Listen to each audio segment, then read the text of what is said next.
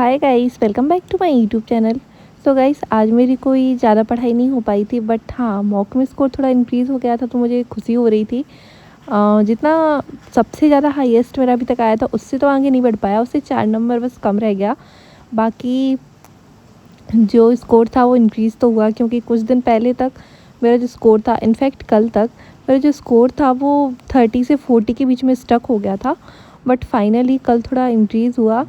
और रीजनिंग में अभी तक मेरा स्कोर बहुत बुरा आ रहा था, ऐसा हो रहा था कि बस 4 5 7 तक ही रुक जाती थी।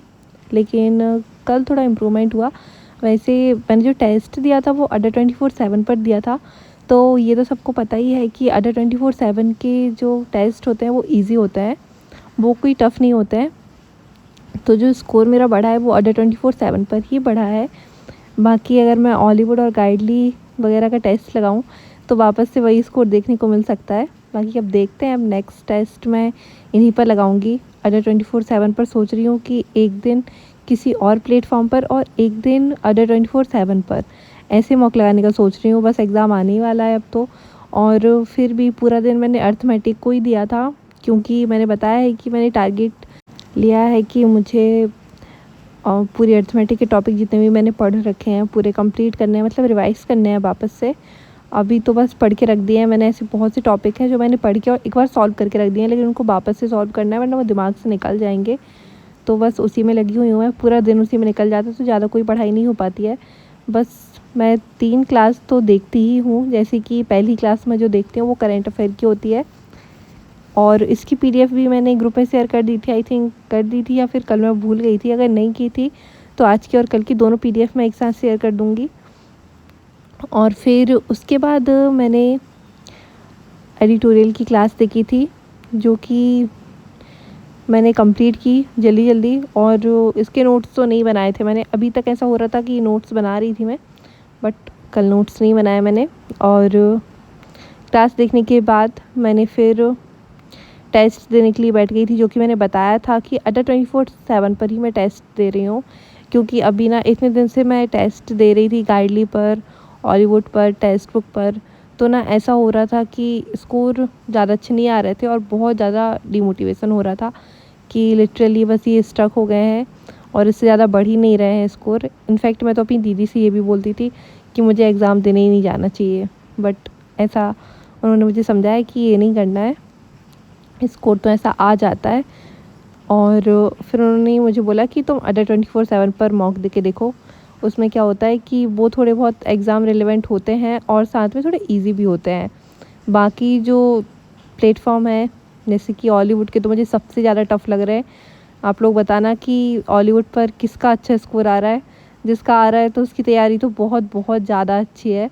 बाकी गाइडली और टेक्स्ट बुक तो थोड़ा है ही ईजी, थोड़ा सा मतलब थोड़ा इजी है, ज़्यादा ऐसा इजी नहीं है। सबसे ज़्यादा इजी तो मैं अंडर 24/7 को ही कहूँगी कि किसी का भी कॉन्फिडेंस कम हो तो वो उस पर टेस्ट दे ले और उसका स्कोर अच्छा खासा, स्कोर भी बढ़ जाएगा और कॉन्फिडेंस भी बढ़ ही जाएगा। और फिर मैंने टेस्ट दिया तो मेरा स्कोर तो ओके आ गया था, मतलब इंक्रीज़ तो हो गया था। बाकी अभी मेरा जो स्कोर है वो एक बार 40+, 50+ ऐसा आ रहा है, एक दो बार। लेकिन अभी मुझे 60+ स्कोर लेके आना है, तो वो भी मुझे अंडर 24/7 पर ही लेके आना है, क्योंकि बाकी जो प्लेटफॉर्म है उनसे तो मुझे उम्मीद है नहीं। उन पर तो स्कोर अगर 40+ ही आ जाए तो मुझे खुशी हो जाएगी। बाकी अंडर 24/7 पर इंक्रीज़ हो रहा है स्कोर, तो मुझे अभी और इंक्रीज़ करना है। एटलीस्ट 60+ तो आ जाए एक बार, जब तक मैं एग्ज़ाम देने जाऊँ उससे पहले। बाकी 70+ की तो उम्मीद अभी मैं नहीं रखती हूँ। और मुझे तो कभी कभी ऐसा भी लगता है कि इस साल जो SBI PO का एग्ज़ाम है वो मैं नहीं निकाल पाऊँगी। मुझे इस साल जो क्लरिकल एग्ज़ाम है उन पे फोकस करना चाहिए, और फिर नेक्स्ट ईयर मुझे सारे PO वाले एग्ज़ाम को टारगेट करना चाहिए, ऐसा मुझे लगता है। बाकी अभी देखते हैं, एग्ज़ाम दे के आती हूँ। इस बार मैं सारे PO एग्ज़ाम का फॉर्म भरूँगी। लास्ट ईयर तो मैंने फॉर्म फिल भी नहीं किया था सारे PO एग्ज़ाम का, बस क्लर्क का किया था। लेकिन इस ईयर मैं सोच रही हूँ कि सारे PO एग्ज़ाम का मैं एक बार फॉर्म फिल करूँ और एग्ज़ाम दे के देखूँ कि क्या लेवल होता है और कितनी क्या ज़्यादा तैयारी करने की ज़रूरत है मुझे। तो फिर क्योंकि अभी मुझे सच में नहीं लगता है मेरा जो स्कोर आ रहा है ना उससे मैं क्रैक कर पाऊँगी। और चलो प्री कर भी लिया तुक्के में, लेकिन मेंस नहीं हो पाएगा। मेंस तो बहुत ज़्यादा टफ़ आता है, तो मुझे ऐसा लगता है कि पीओ तो नहीं निकल पाएगा। लगता है अभी बाकी एग्ज़ाम देके पता चलेगा, लेकिन क्लर्क एग्ज़ाम जो जितने भी होंगे उनमें से मुझे सारे ही क्रैक करने हैं। बाकी अब देखते हैं कैसे क्या हो पाता है। और ये रहा स्कोर। ये जो स्कोर था वो 49 आया था, और इंग्लिश में जो स्कोर था वो 14 था, क्वांट में था 18 और रीजनिंग में था 16। फिर भी रीजनिंग में स्कोर बढ़ गया और क्वांट में भी बढ़ रहा है, तो मुझे खुशी हो रही है।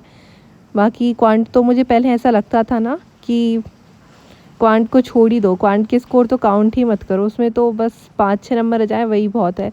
लेकिन अभी मेरा क्वांट में स्कोर बढ़ रहा है ना, तो मुझे खुशी हो रही है कि चलो ठीक है, क्वांट को ऐसे छोड़ना नहीं है, क्वांट में भी कुछ हो सकता है। इसमें एक भी गलत नहीं निकला, और सबसे बड़ी बात यह है, वैसे क्वांट में गलत निकलने की कोई गुंजाइश होती नहीं है, क्योंकि उसमें हम वही क्वेश्चन सॉल्व करते हैं ना जो हमको लगता है कि हाँ हम इसका सही जवाब दे पाएंगे। और रीजनिंग में मेरे साथ ऐसा ही होता है कि मैं कोई भी direction, distance, puzzle, sitting arrangement सही बना लेती हूँ, उसका एक आध क्वेश्चन गलत कर देती हूँ। तो रीजनिंग में ये दिक्कत ज़्यादा होती है मेरे साथ। और फिर उसके बाद मैंने नंबर सिस्टम की लास्ट क्लास देखी, बस यहीं पे पूरी पढ़ाई ख़त्म।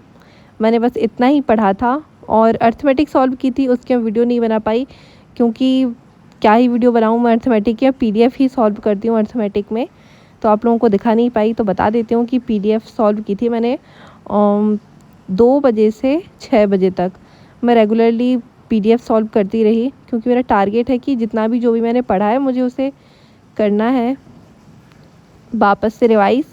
तो इसी में लगी हुई हूँ फ़िलहाल तो मैं। और फिर उसके बाद मैंने ये PDF सॉल्व की थी, और ये सारी मैंने ग्रुप में शेयर कर दी हैं, तो आप लोग भी सॉल्व कर लेना। बाकी अब एग्ज़ाम आने वाला है, तो बहुत से लोगों का ऐसा होगा कि उनको सिर्फ मॉक लगाना है।